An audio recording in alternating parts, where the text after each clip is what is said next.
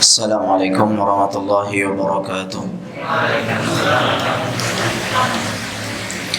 Innal hamdalillah nahmaduhu wa nasta'inuhu wa nastaghfiruh wa na'udzu billahi min shururi anfusina wa sayyiati a'malina. Man yahdihillahu fala mudilla lahu wa man yudlil fala hadiya lahu. Wa asyhadu an la ilaha illallah wahdahu la syarika lahu wa asyhadu anna Muhammadan 'abduhu wa rasuluh sallallahu alaihi wa ala alihi wa ashabihi wa man tabi'ahum bi ihsanin ila yaumiddin, amma ba'd. Ma'asyiral muslimin wal muslimat, Bapak Ibu rahimani wa rahimakumullah. Senantiasa kita memuji Allah Subhanahu wa taala yang telah melimpahkan berbagai nikmat dan rahmat kepada kita semuanya, sehingga pada malam hari ini kita bisa kembali berkumpul di dalam pengajian rutin setiap Selasa malam Rabu untuk membahas seputar dosa-dosa besar dari kitab Al-Kabair karangan Al-Imam Al-Dhahabi rahimahullahu ta'ala.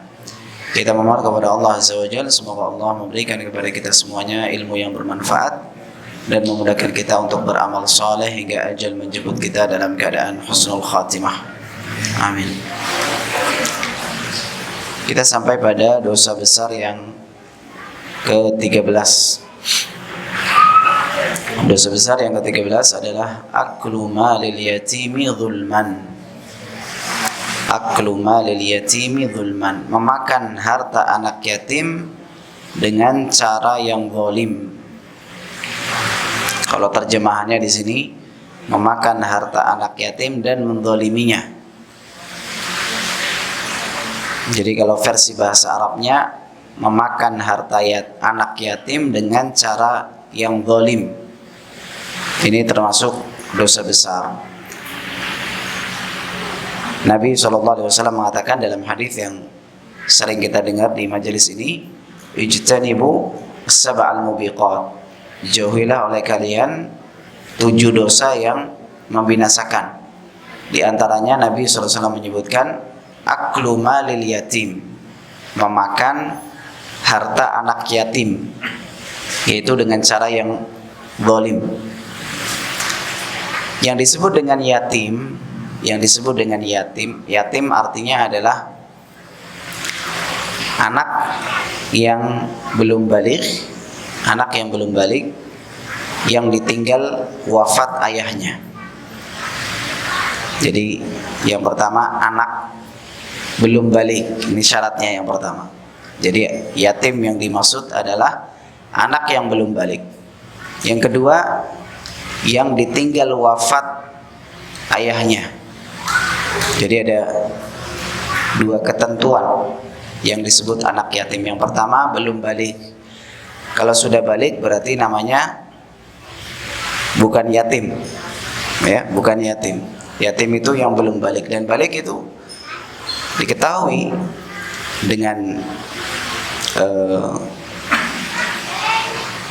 keluarnya bulu di sekitar kemaluan, atau dengan mimpi, ya, atau wanita dengan haid. Ini yang disebut dengan balik, yang dengannya dia dijatuhi dengan ibadah, diperintahkan untuk ibadah. Jadi yang disebut anak yatim adalah yang belum balik. Ya, kurang lebih kalau zaman sekarang balik berapa tahun? 13 mungkin, ya, 13, 14, atau mungkin lebih cepat dari itu zaman sekarang. Mungkin yang penting sebelum balik, maka disebut dengan anak yatim. Kemudian yang kedua adalah yang ditinggal wafat bapaknya.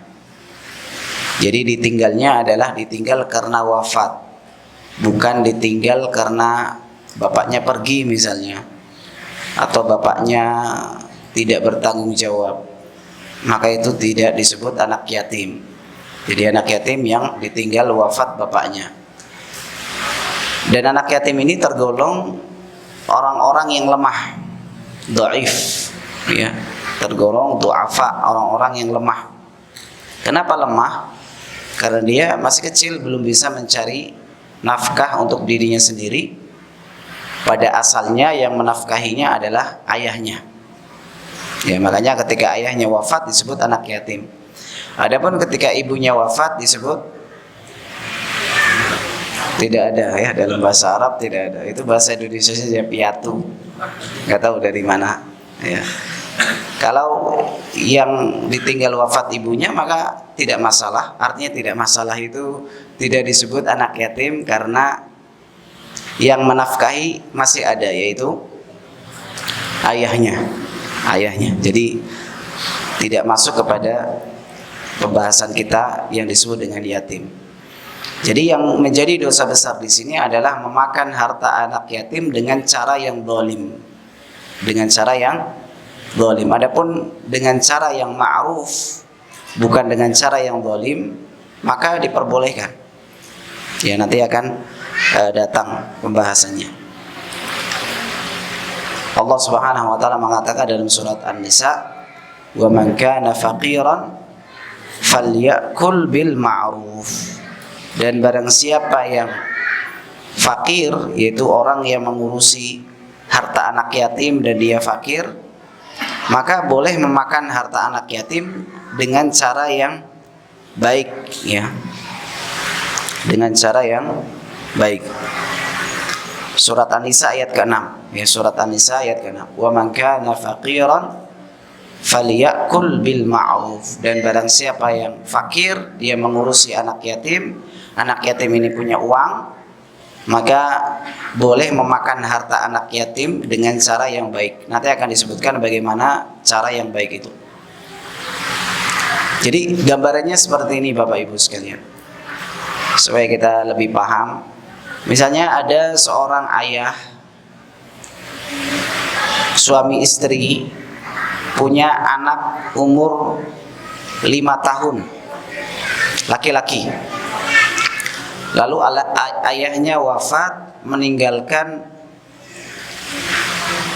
8 miliar, supaya gampang. Misalnya Pak.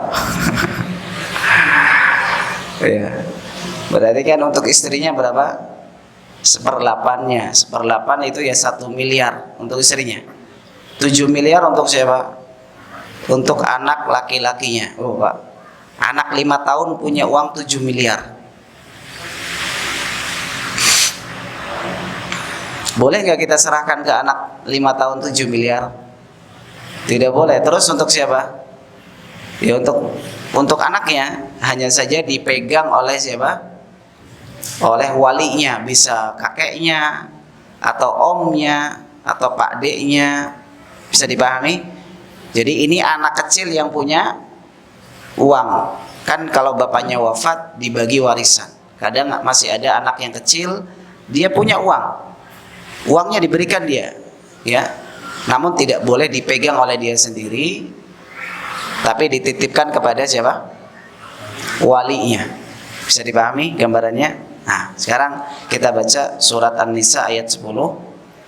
Allah Subhanahu wa taala mengatakan, "Innal ladzina ya'kuluna amwalal yatama dzulman innama ya'kuluna fi butunihim naran wa sayaslawna sa'ira." Sesungguhnya orang-orang yang memakan harta anak yatim dengan cara yang zalim, sebenarnya mereka itu menelan api sepenuh perut mereka, dan mereka akan masuk ke dalam api yang menyala-nyala, yaitu neraka. Ya, di sini Allah Subhanahu wa taala mengancam kepada orang-orang yang memakan harta anak yatim dengan cara yang zalim. Kata Allah, yang mereka makan sebenarnya adalah api di perut mereka. Maksudnya adalah harta haram, yang harta haram ini menyebabkan mereka diazab di dalam api neraka. Ya. Orang yang makan harta anak yatim dengan cara yang zalim itu harta haram, tidak boleh. Maka harta haram itu menjadikan dia masuk ke dalam neraka. Di perutnya itu ya Allah katakan di perutnya itu api neraka. Dia akan diazab di api neraka tersebut. Ya, karena setiap harta yang didapatkan dengan cara yang haram, maka nerakalah tempat yang paling pantas. Ya, Nabi SAW mengatakan, kullu lahmin nabata min suhtin fannaru aula bihi. Setiap daging yang tumbuh dari harta haram, maka tempatnya di neraka lebih layak. Ya, tempatnya lebih layak di dalam neraka. Contohnya adalah orang yang memakan harta anak yatim. Wa sayaslawna sa'ira, dan mereka akan masuk ke dalam neraka yang menyala-nyala. Menyala-nyala di dalam neraka. Ya. Nah, ini juga ancaman kepada para yayasan-yayasan atau rumah-rumah anak yatim, ya, darul aitam, rumah-rumah anak yatim biasanya itu harus benar-benar amanah di dalam mengelolanya. Boleh nggak pengelola itu mengambil uang dari donasi-donasi anak untuk anak yatim tersebut? Jawabannya boleh kalau dia fakir. Kalau dia, syaratnya yang pertama fakir. Syarat yang kedua, mengambil dengan upah terendah. Misalnya gini, Pak. Pekerja di sebuah rumah yatim, dia ngurusi anak-anak yatim tersebut, dapat donasi banyak dari orang-orang kaya misalnya. Biasanya kerja seperti ini upahnya berapa? Kita katakan misalnya upahnya 1 juta, paling tinggi 1.500.000 misalnya, paling rendah 1 juta di situ, di daerah situ. Maka yang boleh diambil berapa? 1 juta saja, nggak boleh lebih dari 1 juta.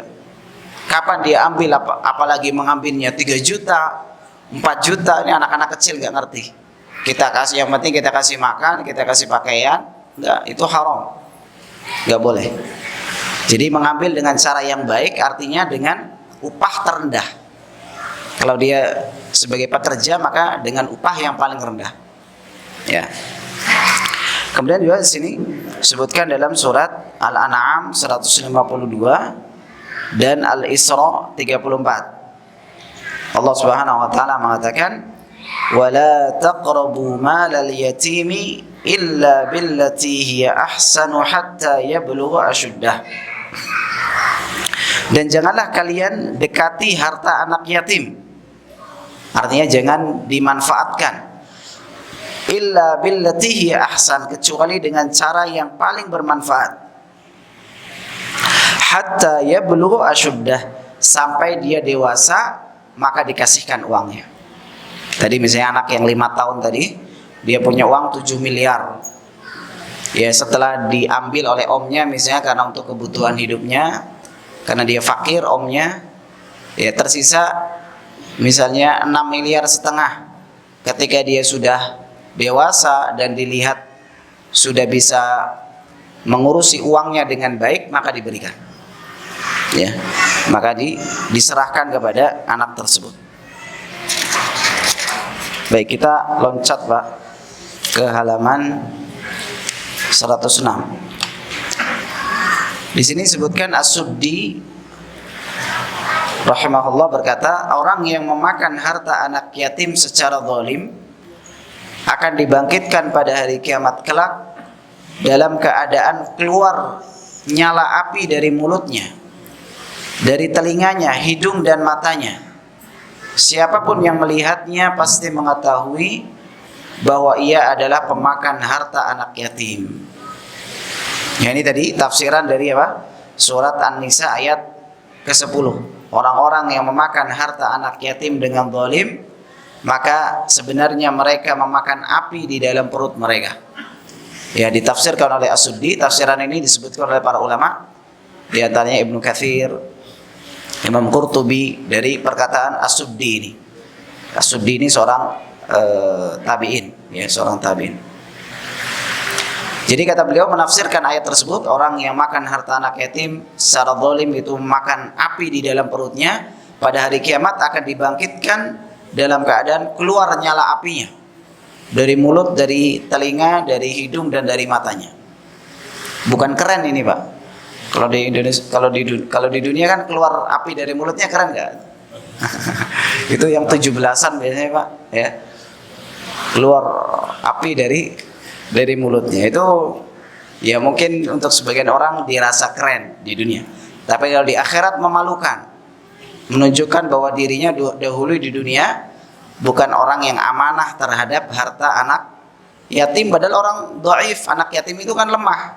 Bagaimana mungkin dia mendolimi orang lemah? Mengambil harta orang lain dengan cara zalim itu haram, apalagi kepada hartanya orang-orang yang lemah. Rakyat kecil, sudah tahu rakyat kecil dikorupsi lagi. Itu gimana kira-kira Pak? Kedzalimannya tambah besar. Kedzaliman sudah bansos dikorupsi lagi. Misalnya gitu.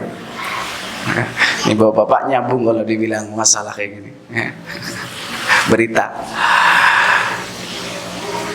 Jadi memakan harta anak yatim, harta orang yang dhaif, yang lemah, maka dosanya semakin besar, semakin berlipat ganda.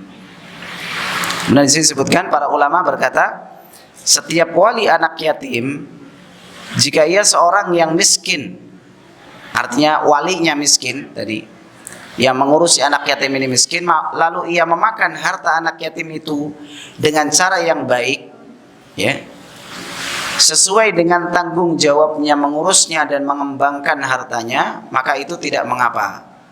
Namun jika melebihi dari yang sewajarnya, maka itu adalah harta haram. Allah mengatakan dalam surat An-Nisa ayat ke-6, "Wa man kana ghaniyan falyasta'fif wa man kana faqiran falyakul bil ma'ruf." Barang siapa di antara kalian, yaitu para wali yang mengurusi harta anak yatim itu orang kaya, maka hendaklah dia menahan diri darinya.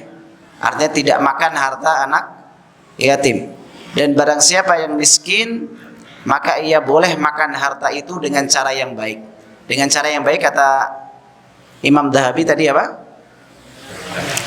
Sesuai tanggung jawabnya mengurusnya, yang pertama. Yang kedua, mengembangkannya. Mengembangkannya artinya diinvestasikan pada investasi yang lebih dominan untungnya, bukan masih dominan enggak untungnya atau masih 50-50, tapi yang lebih dominan untungnya, maka boleh untuk diinvestasikan. Misalnya tadi 7 miliar dia belikan tanah misalnya. Tanah investasi menguntungkan atau enggak Pak? Menguntungkan. Ada enggak tanah harganya turun? Ada. Saya baru dengar. Ada Pak ya. Wallahualam, biasanya tanah itu lebih stabil. Ya, lebih stabil biasanya. Tidak masalah diinvestasikan, ya. Namun namanya jangan nama omnya, ya. Namanya anaknya tersebut. Karena itu harta anak tersebut. Nah, kemudian di sini beliau menjelaskan yang dimaksud dengan memakan dengan cara yang baik, memakan harta anak yatim dengan cara yang baik. Yang pertama, mengambilnya sebagai hutang. Boleh. Ya, omnya miskin, dia ngambil untuk hutang, dicatat. Nanti ketika besar dia lunasi. Atau ketika dia sudah mampu untuk membayar, dilunasi. Yang kedua, memakannya sekedar kebutuhan, tidak boleh berlebihan. Kebutuhannya saja. Tidak boleh berlebih dari kebutuhannya. Misalnya seperti ini. Sebulan omnya ini karena fakir, miskin, ya, dia punya kerjaan tapi gajinya cuma 500.000, ya. Dia sebulan 2 juta, harus mengeluarkan 2 juta. Maka dia boleh mengambil 1.500.000, ya, untuk kebutuhannya saja. Ya, untuk kebutuhannya saja. Lebih dari itu tidak boleh, harta haram. Ya. Kemudian yang ketiga, mengambilnya senilai dengan upah yang umum berlaku seumpama ia bekerja pada anak yatim tadi. Tadi misalnya yang ngurusi anak yatim ini, yang Darul Aitam ini, ya, yang yayasan rumah anak yatim misalnya, mengurusi anak-anak yatim ini kan banyak. Maka para pengurusnya itu boleh mengambil harta donasi-donasi tersebut dengan catatan apa? 1, miskin. Kalau pakainya mobil nggak boleh ngambil. Pengurus anak yatim malah dia bawanya mobil, terus masih ngambil harta anak yatim, ini nggak boleh, haram. Dia miskin, syarat yang pertama. Syarat yang kedua, dia mengambil dengan upah minimum. Upah minimum biasanya berapa para pekerja yang ngurusi anak? Misalnya 1 juta, ya sudah ambil 1 juta saja. Tidak boleh lebih dari itu. Upah minimum. Ya. Yang keempat, di antara penafsirannya, mengambilnya dalam kondisi darurat. Artinya jika suatu saat ia berkecukupan, maka ia membayarnya. Tetapi jika tidak, artinya dia tidak punya kecukupan harta yang telah diambilnya itu halal baginya. Darurat, misalnya tiba-tiba dia terkena musibah, ya, yang harus mengeluarkan uang banyak, maka dia boleh mengambil dari harta anak yatim tersebut. Kalau dia suatu hari memiliki uang untuk dikembalikan, maka dikembalikan. Kalau tidak, maka halal. Ya, maka halal. Ini karena dalam kondisi darurat, ya, tidak ada lagi gitu misalnya. Keempat, pendapat ini disebutkan oleh Ibnul Jauzi dalam tafsirnya, ya. Zadul Masir. Imam Bukhari meriwayatkan bahwa Rasulullah SAW bersabda, "Aku dan pengasuh anak yatim kelak di surga seperti ini." Lalu Rasulullah SAW memberi isyarat dengan jari telunjuk dan jari tengah. Kemudian beliau merenggangkan keduanya. Jadi dekat, maksudnya adalah dekat Nabi SAW dengan pengasuh anak yatim.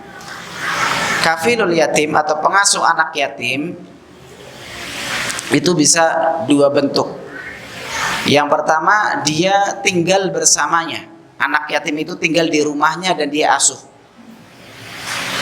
Atau yang kedua, dia hanya memberikan donasi. Anaknya tinggal di panti asuhan misalnya, kemudian dia memberikan donasi rutin setiap bulan untuk si fulan anak yatim ini. Ya bagusnya seperti itu Pak ya. Kalau kita punya anak asuh, itu pilih saja satu. Fulan ini bulan ini untuk si fulan ini. Ya. Kalau bulan depan kita bisa ngasih lagi, sama untuk si fulan ini. Dan ini banyak, terutama di pondok-pondok tahfidz, Pak. Ya, di pondok tahfidz, saya ada ngajar di pondok tahfidz daerah Baki, itu gratis untuk yatim dan duafa. Ada yang masuk anak-anak SMP, itu yatim, belum balik. Kalaupun sudah balik, maka masuknya ke duafa. Ya, itu bisa kita menjadi orang tua asuhnya dengan setiap bulan memberikan donasi atas nama si fulan ini atau si fulanah. Kemarin saya bicara seperti ini Pak di salah satu tempat kajian di daerah Colomadu. Langsung setelah kajian saya dipanggil orang. Ternyata dia rektor di salah satu sekolah tinggi di Solo. Saat saya mau, dia langsung kasih transfer, langsung dikasih beberapa juta. Insya Allah nih setelah ini ada juga di sini. Insya Allah Pak. Jadi kita punya tabungan. Artinya kita si fulan ini penghafal Quran Pak. Kalau kita kasih dia setiap bulan untuk bekal dia menghafal Quran, kira-kira kita dapat pahala menghafal Quran atau tidak? Dapat. Nabi SAW mengatakan, "Man jahhaza ghazian faqad ghaza." Siapa yang menyiapkan perbekalan untuk orang yang perang, maka dia mendapatkan pahala orang yang perang. Nah, ini bapak-bapak yang nggak bisa menghafal Quran lagi, hafalannya sekarang nggak ingat, besok lupa. Sekarang nggak ingat, besok lupa. Maka ada cara supaya kita dapat pahala penghafal Quran, yaitu dengan menjadi orang tua asuh. Saya si fulan, fulanah ini masya Allah pintar, setiap bulan berapa? Ya tergantung kebutuhannya berapa sebulan, 500.000. Saya tiap hari 500.000, tiap bulan tiap bulan 500.000 selama setahun misalnya. Setahun 500 kali 12 berapa? 6 juta tok loh Pak. Siapa yang mau? Insya Allah setahun anak santri itu biasanya minimal sebulan 1 juz minimal. Itu pun agak lama.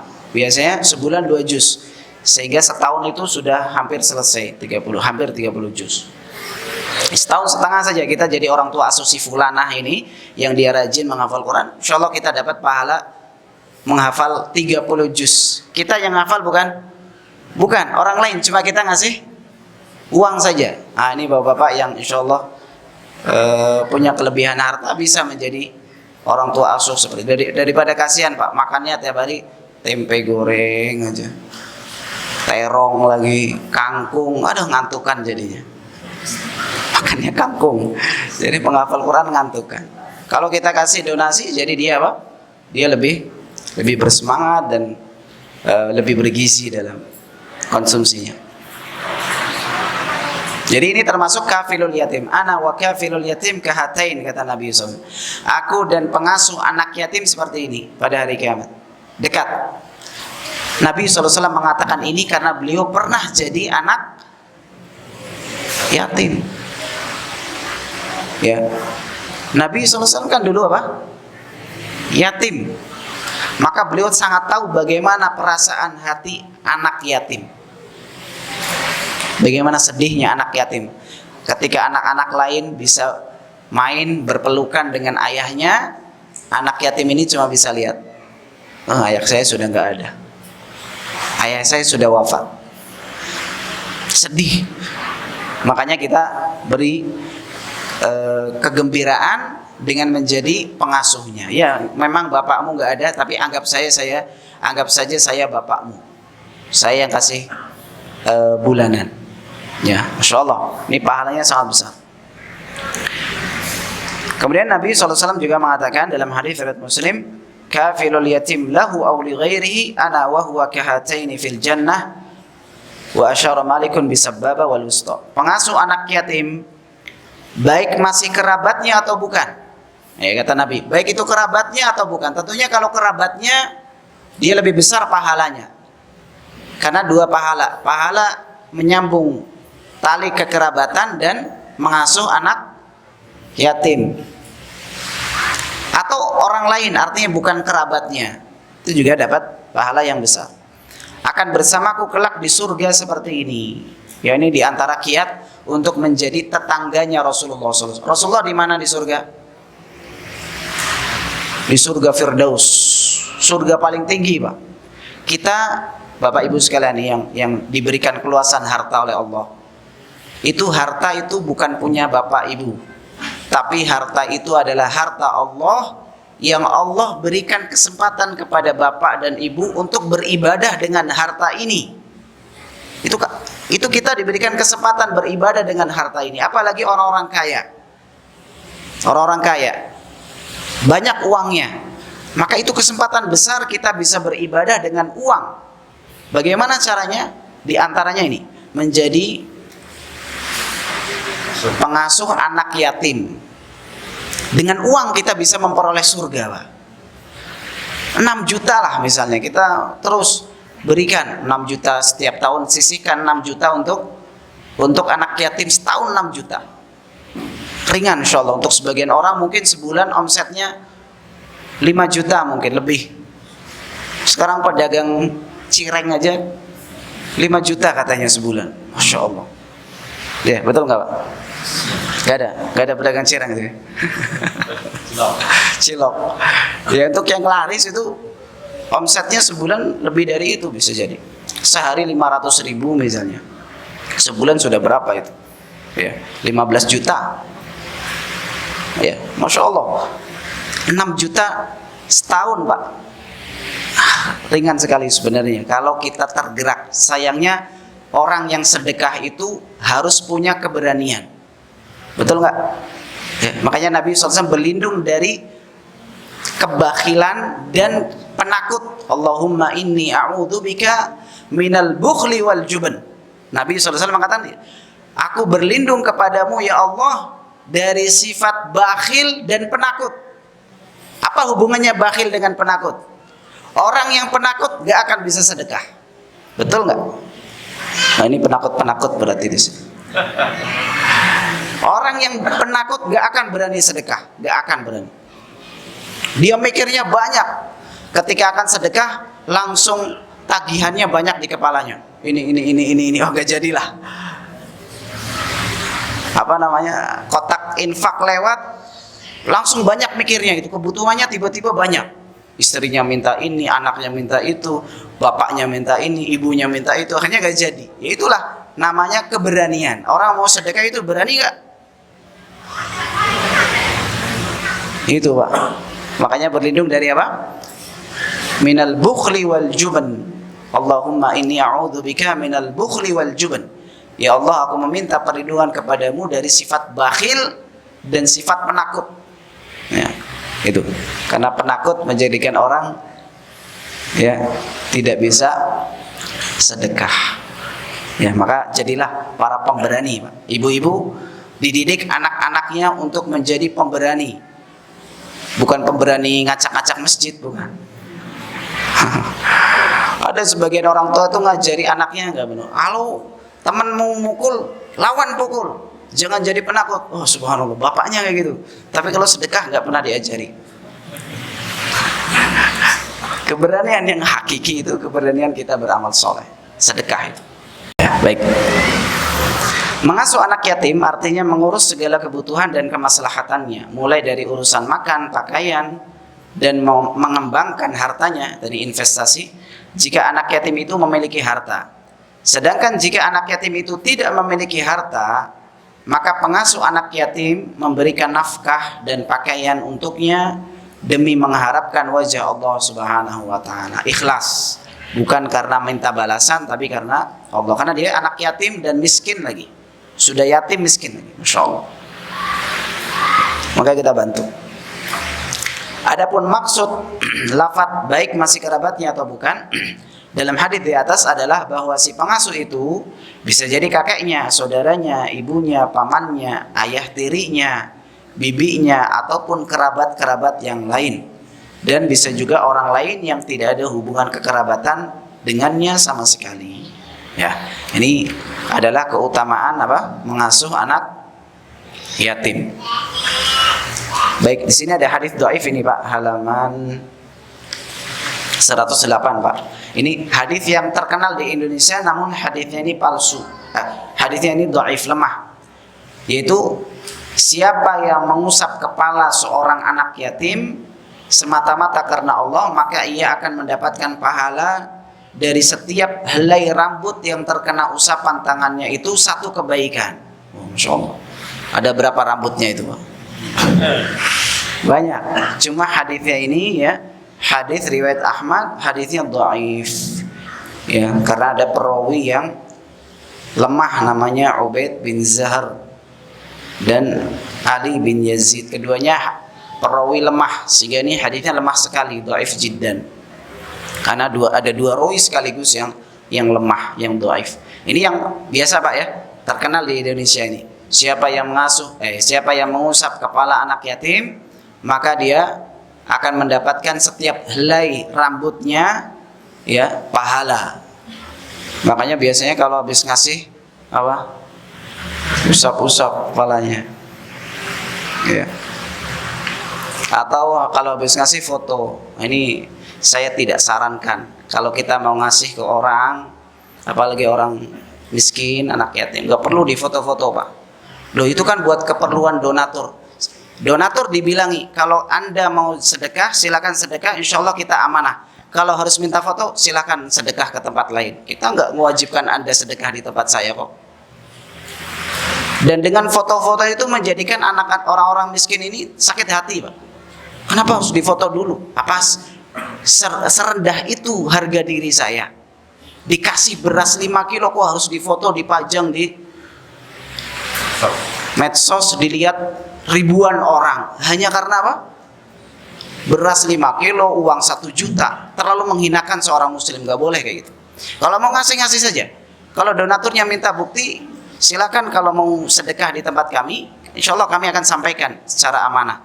Namun kalau Anda minta bukti, silakan ke tempat yang lain saja. Kita harus punya izzah. Seorang muslim gak boleh merendahkan muslim yang lain hanya karena donasi harus difoto dan ini dan itu. Gak perlu. Ya, ini yang sering saya dan juga para asatidah yang lain dan juga para ulama itu nggak perlu seperti itu. Ya, Tidak perlu untuk merendahkan seorang muslim yang lain. Baik. Kemudian di sini ada hadis juga, ini hadisnya sahih kalau yang ini, yaitu seorang berkata kepada Abu Darda radhiyallahu anhu, "Berilah saya wasiat." Maka Abu Darda mengatakan, "Kasihilah anak yatim. Dekatkanlah ia kepadamu dan berilah makan dengan makananmu. Sesungguhnya saya mendengar ketika seorang menghadap Rasulullah SAW mengadukan kekerasan hatinya." Lihat Pak, ini diantara kiat untuk melembutkan hati. Hatinya keras, dengar ayat masuk kuping kanan, keluar kuping kanan lagi. Belum sempat masuk gitu.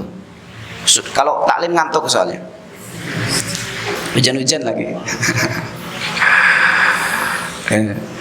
Jadi keras hatinya, sering dengar ayat Al-Quran, sering dengar hadis-hadis Nabi, sering mendengar nasihat, tapi nggak berubah. Akhlaknya tetap buruk, ibadahnya tetap malas-malesan, maksiatnya tetap jalan. Itu namanya hatinya keras, karena tidak berpengaruh pada dirinya.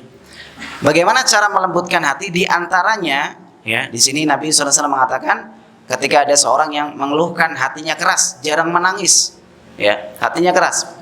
Jika kamu ingin supaya hatimu menjadi lembut, maka dekatkanlah anak yatim kepadamu. Usaplah kepalanya dan berilah makan dari makananmu. Maka itu akan melembutkan hatimu dan akan memudahkanmu dalam memenuhi kebutuhanmu. Artinya bukan sekedar kita ngusap, kasih makan terus pergi, bukan Pak. Kita simpati atau empati Pak, menempatkan kita seperti dia. Empati Pak, kita empati dengan anak yatim itu. Tempatkan kita pada posisi dia. Anak kecil, tidak ada bapaknya, tidak ada tempat dia mengadu. Apalagi anak perempuan Pak. Anak perempuan itu jatuh cinta pertamanya kepada bapaknya katanya. Anak perempuan, anak kecil, yatim, bapaknya wafat. Itu Masya Allah Pak. Coba kita posisikan pada diri dia. Itu kita akan melembutkan hati. Dengan itu kita akan menjadi lembut hatinya, karena kita merasakan kesulitan apa yang kita tidak rasakan dulu ketika masih kecil. Kita masih punya bapak, kita mau jajan minta bapak, ya, apalagi perempuan ini. Kita mau manja ke bapaknya, kita dimarahin ibu ke bapaknya. Biasanya kan itu anak perempuan itu. Ya, makanya ketika kita dekat dengan anak yatim perempuan, apalagi perempuan, itu kita coba posisikan diri kita pada posisinya. Maka itu akan merenyuh hatinya, ya, terenyuh hatinya dengan posisi anak kecil, gak ada bapaknya, hidupnya sulit, miskin misalnya, ya. Maka kita lebih bersemangat untuk apa? Mengurus anak-anak yatim tersebut. Makanya saya kadang bingung kalau orang-orang yang kaya itu, apa mereka gak kepikiran gitu, ya. Banyak tempat-tempat sedekah di Indonesia itu banyak sekali. Cuma kayaknya kok yang di otaknya hanya bisnis, makan-makan. Bisnis, makan-makan. Ya, saya sering diajak sama orang kaya misalnya, "Ayo Ustaz, kita makan dulu." Saya bilang, "Saya makan di rumah aja." Kalau mau kasih makan anak yatim masih banyak yang butuh. Kayaknya apa ya? Masih banyak orang yang lebih butuh gitu. Ya. Kenapa harus? Saya pernah diajak orang kaya dan setelah itu saya tobat. Gak mau lagi. Semalam habis 2 juta Pak. Gak mau lagi. Ini berlebihan. Ya. Orang kayanya Jakarta Pak. Orang kaya Jakarta itu kayaknya gak habis 7 turunan uangnya itu. Cuma cara seperti itu saya gak suka. Saya pribadi ya, mungkin ustadz yang lain senang kalau diajak makan gitu. Saya enggak. Lebih kasih aja ke anak-anak yatim, masih banyak. Ajaklah anak yatim makan. Ya. Banyaklah tempat-tempat untuk sedekah di sekitar kita. Baik, ini ada kisah Pak. Kisahnya Malik bin Dinar, kisah bertobatnya Malik bin Dinar. Ini disebutkan oleh Ibnu Qudamah dalam kitab At-Tawwabun.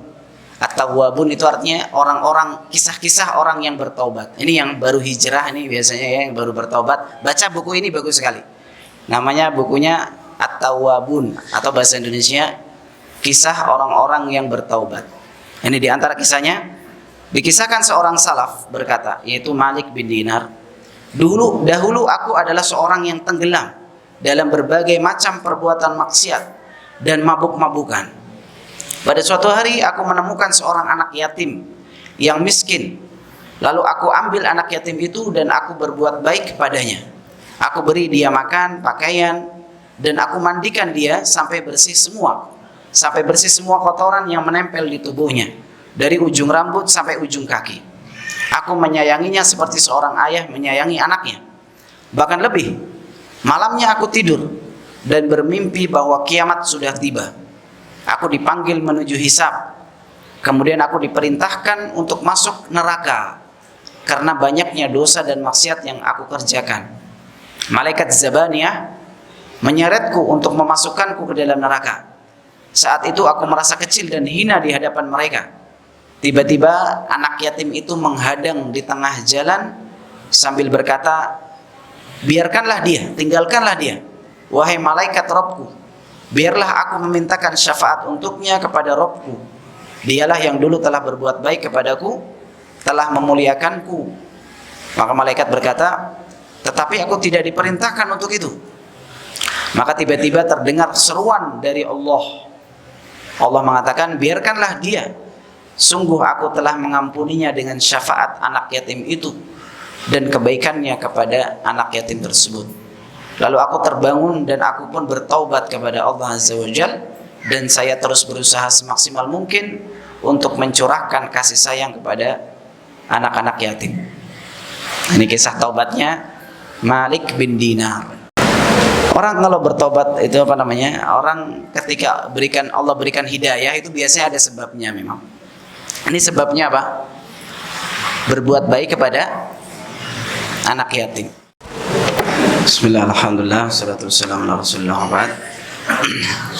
Ada pertanyaan. Assalamualaikum. Waalaikumsalam. Ayah saya setelah lama menduda, beliau menikah lagi dan punya satu anak perempuan. Setelah adik saya itu berumur 2 tahun, ayah saya meninggal dengan meninggalkan rumah dan tanah sebagai warisan. Tapi sebelum meninggal, ayah saya sudah mentalak ibu tiri saya karena sudah tidak ada kecocokan, cuma belum diurus secara resmi. Berarti dia sudah cerai ya secara agama. Adapun secara negara dia belum diurus, tapi dia sudah bukan istrinya lagi. Harta warisan sudah kita bagi dengan sebenar-benarnya dengan bantuan ustadz yang paham ilmu faraid. Karena saat itu adik tiri saya masih kecil, maka sertifikat tanah bagiannya saya yang bawa karena ibu tiri saya kurang amanah terhadap harta. Sekarang ibu tiri saya sering meminta sertifikat itu, tapi saya rencana akan memberikannya ketika adik tiri saya sudah menikah. Saat ini ibu tiri saya mendapat pensiun janda dan anak dari ayah saya karena dulu ayah saya PNS. Adik tiri saya sekarang berumur 14 tahun. Apakah sikap saya ini sudah benar? Baik. Jadi ini pertanyaannya sekarang, sertifikat adiknya itu ada di kakaknya. Ya. Kalau sertifikat atas nama adiknya kemudian dijaga oleh kakaknya ini karena ibu tirinya kurang amanah, maka benar sikapnya seperti itu memang. Ya, karena kalau kita berikan ke ibu tirinya yang kurang amanah, maka khawatir akan sia-sia uangnya, hartanya, dan menyanyiakan harta adalah sesuatu yang terlarang di dalam agama. Sehingga kalau dia merasa amanah, kakaknya bisa menjaga amanah tersebut, maka tidak masalah, sudah benar sikapnya.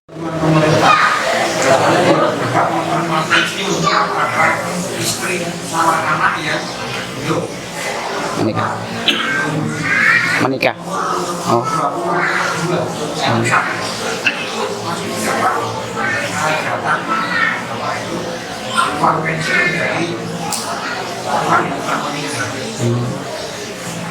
Jadi aturan pemerintah uang pensiun itu untuk di bawah 20 tahun, Pak.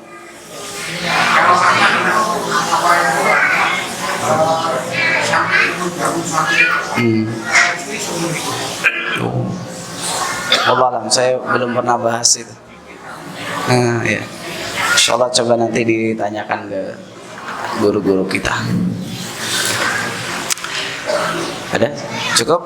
Insyaallah ini saja, semoga bermanfaat. Kita tutup dengan doa kafaratul majlis. Subhanakallahumma bihamdik asyhadu an la ilaha illa anta astaghfiruka wa atubu ilaik. Wa sallallahu wasallam ala nabiyyina Muhammad wa ala alihi wa sahbihi ajma'in. Assalamualaikum warahmatullahi wabarakatuh.